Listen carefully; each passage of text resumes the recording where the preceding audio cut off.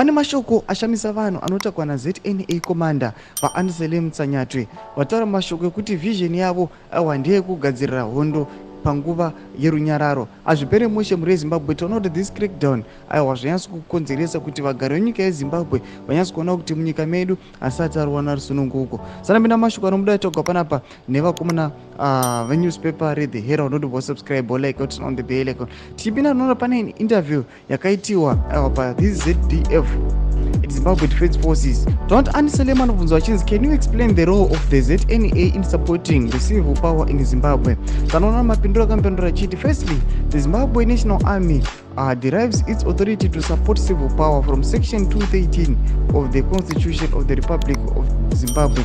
Yes, is response yakati but unapanapa anenge achizama kutsanangura naye kuti right yavo kana their mandate ndeye kuprotecta vagari venyika yeZimbabwe. Vanovaprotecta pane any zvingaitika, pane zvingahaunda their safety. But tiri kuona kuti response yavanopa nethe current situation kuti munyika yeZimbabwe tinoona kuti hakuna zvakadaro. They are not protecting the will of the people. These guys, they are just being deployed to intimidate the will kana kuti the rights of the people.